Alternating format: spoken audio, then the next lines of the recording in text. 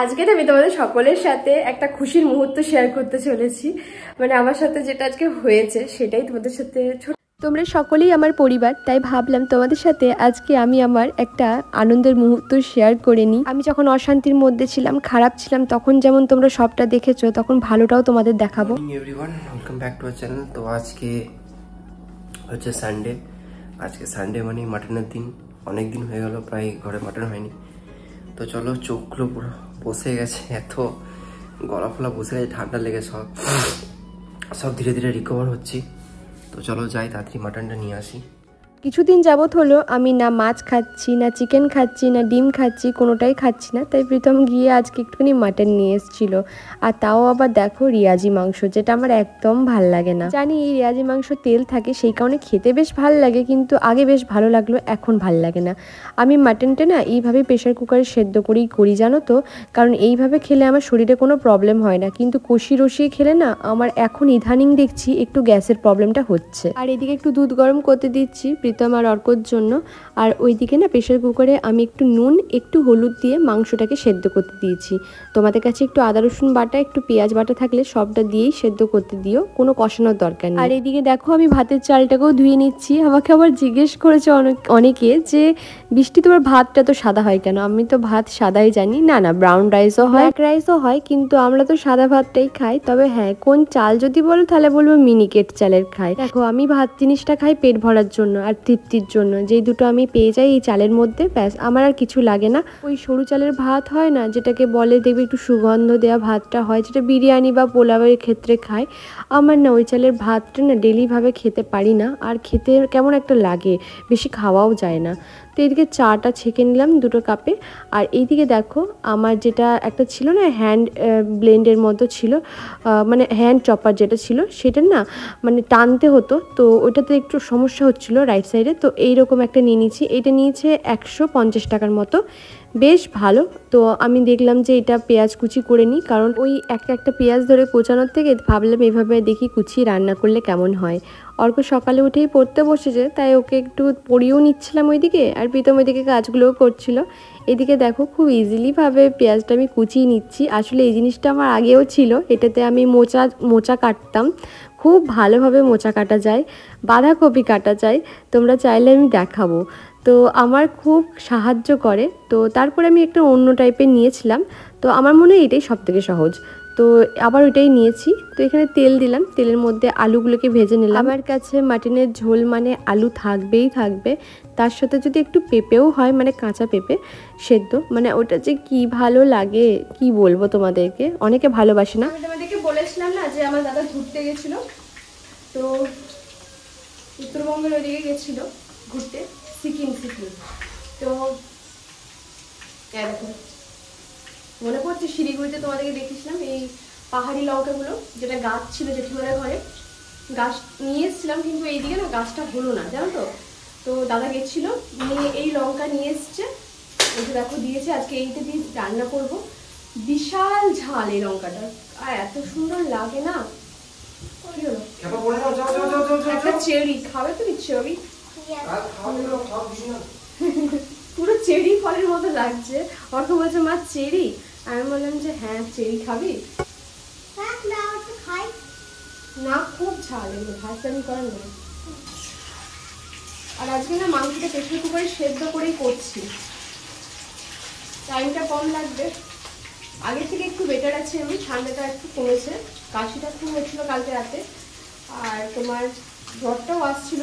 আজকে সকাল থেকে দেখছি জ্বরটা নেই, কাশিটা একটু কম হয়েছে।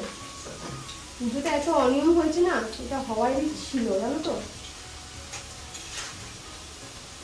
তো এই যে আলুটা ভাজা হয়ে যাচ্ছে। হ্যাঁ বাবাই, আমি মাংস ভাত খাচ্ছি বাবাই। না আমি বাবাই, তুমি বলো বাবাই, বাবাই তুমি মাংস ভাত খাচ্ছ? হ্যাঁ আমি মাংস ভাত খাচ্ছি।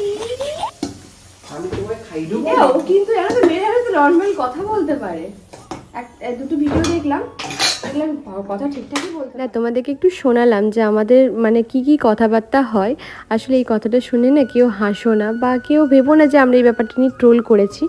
আসলে কি বলতো, আমরা যারা মেয়েরা সাধারণভাবে কথা বলি তাদেরকেও দেখবে ন্যাকা শুনতেই হয় যে মেয়েটা খুব ন্যাকা। তো আমার মনে হয় তার থেকে ন্যাকামো করে ন্যাকা শুনতে খারাপ লাগে না, সত্যি এটা।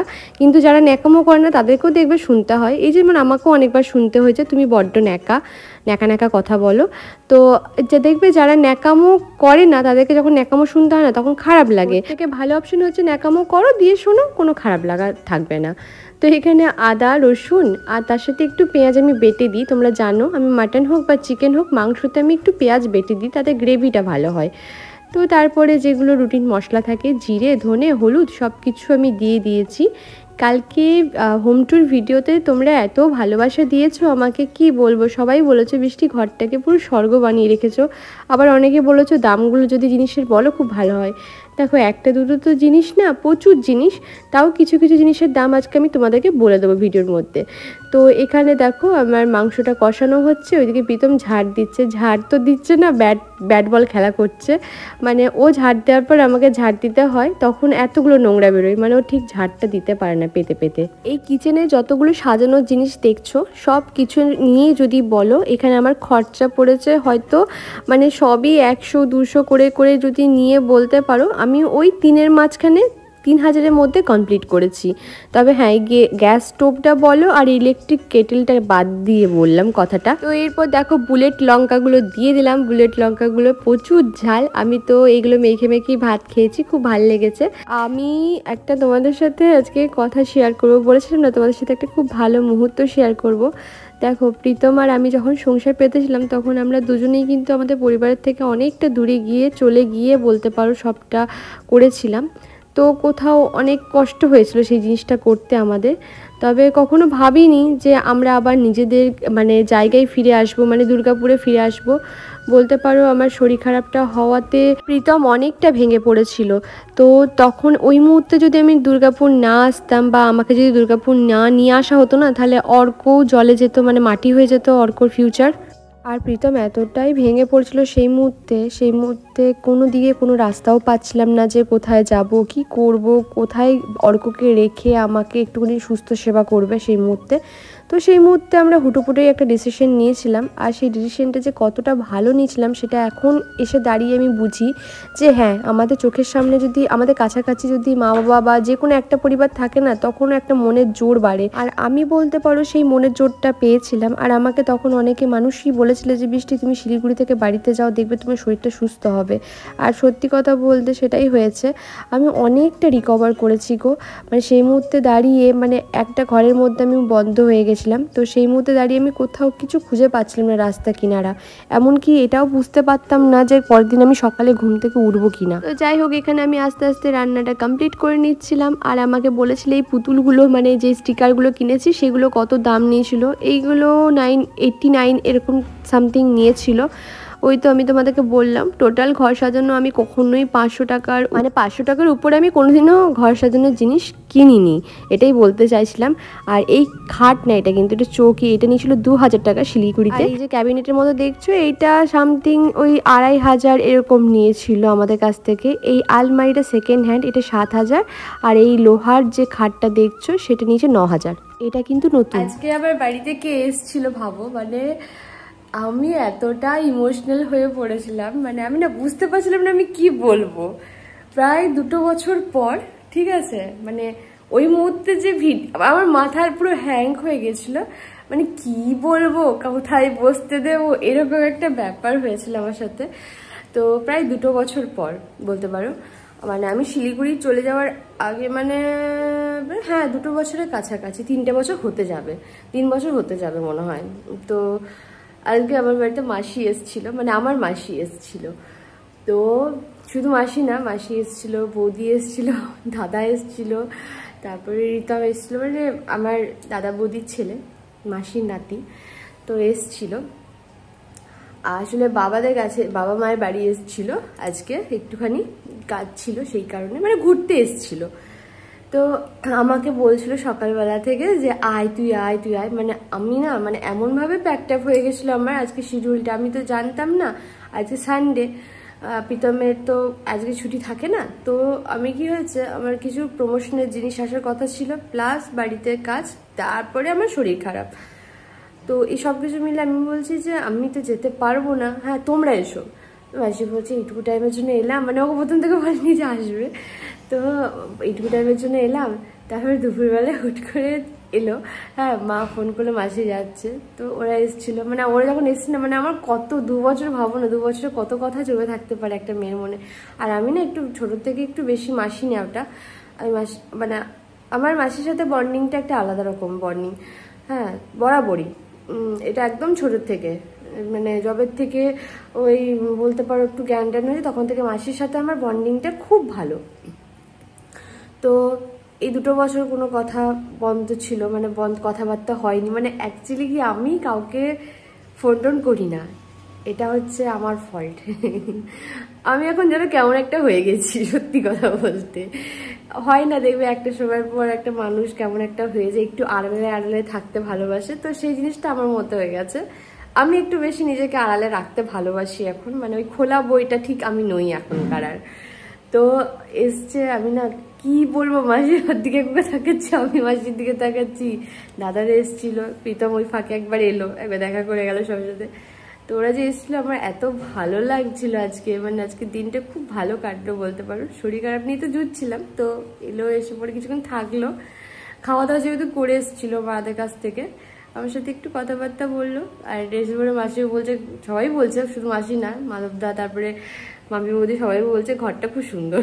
তারপরে রিতমকে আমি অনেকদিন পর দেখলাম, ঠিক আছে, মানে অনেক দিন পর দেখলাম, অনেক বড় হয়ে গেছে, আমাদের থেকে সব ছাড়িয়ে যাচ্ছে, লম্বা হয়ে যাচ্ছে ছেলেপুলেগুলো। আমার ছেলেটাই কবে মানে কোন দিনকে দেখবো। আর একটা জিনিস আমি এখন দেখছি, মানে এটা তোমরা দেখেছো কিনা জানি না, একটা জিনিস এখন দেখছি, এখনকার বাচ্চারা কি লম্বা, বিশেষ করে মানে ছেলেরা কি লম্বা হচ্ছে। মানে আমাদের ঘরে ভাবো না, মানে সবকটা ছেলে, কেউ পাশে দাঁড়ালে বলবে না ওরা আমাদের থেকে ছোট হয়, সব বড় বড় হয়ে গেছে, এত বড় বড় হয়ে গেছে যে মনে হয় আমরা ছোট বোন হই, এরকম। কেউ বলবে না যে আমি ওর পিসি হই, মানে পাশে দাঁড়ালে, তো এত লম্বা হয়ে যাচ্ছে সব। তো যাই হোক, ভালোই লাগলো। এখনো প্রীতম আসেনি, প্রীতম একবার এসেছিল মাঝে, সবার সাথে দেখা করলো, কিছুক্ষণ বসলো, দাদারা বেরিয়ে গেল, কারণ থাকতো, কিন্তু ব্যাপারটা হচ্ছে রিতমের আবার টিউশন আছে, তো সেই কারণে চলে গেল। আর অর্কর মনটা খুব ছোট হয়ে গেল, মানে মনটা ছোট হলো মানে কি, ওর কি বেশ থাকতো, একটুখানি পড়াটা বন্ধ হতো, এটা একটু বেশ ভালো হতো। মা এসছিল, তো মা আবার ওদের সাথে এসলো, ওদের সাথে গাড়ি করে চলে গেল, মানে না দেখালে তো দেখতে পারবে না, ঘরটা চিনতে পারবে না, সেই জন্য মা আবার নিয়ে এসছিল। তো যাই হোক, ভালোই লাগলো। তো অনেকদিন পর, মানে প্রায় 2 বছর পর, মানে মাসি কি এলো, বাবা হাতে কি ব্যথা গো। যাই হোক, বেশ ভালোই লাগলো, অনেকদিন পর মাসিকে। তবে হ্যাঁ, মাসির চেহারাটা অনেকটাই খারাপ হয়ে গেছে, অনেকটাই খারাপ হয়ে গেছে, খুব শুকিয়ে গেছে, রোগা পাতলা হয়ে গেছে। আর সেই আসানসোল গেছিলাম, দেখেছিলে, দিদির বাড়ি গেছিলাম, এইটা কিন্তু মানে আমার একটাই মাসি, তো ওই এটা ওটা এই মাসির বড় মেয়ে। আর ছোটি এখানে থাকে না, তো ছোটি যখন থাকবে তখন তোমাদেরকে দেখাবো। তো এই ছিল আজকে আমার একটা খুশির খবর, মানে খুশি মুহূর্ত যেটাকে বলে, সেটা তোমাদের সাথে আজকে একটা শেয়ার করলাম। মানে সত্যি আমার কাছে ভীষণ আনন্দের। আর যেহেতু তোমরা আমার পরিবার, ঠিক আছে, আমার যে কোনো খুশিতে তোমরা খুশি হও, তো সেই কারণে আমি তোমাদেরকে শেয়ার করি, তোমাদের বেশ ভালোই লাগবে। তো ব্যাস এইটুকুখানি শেয়ার করার ছিল। তো সবাই ভালো থেকো, সুস্থ থেকো, আর সকলকে ভালো রেখো, টাটা।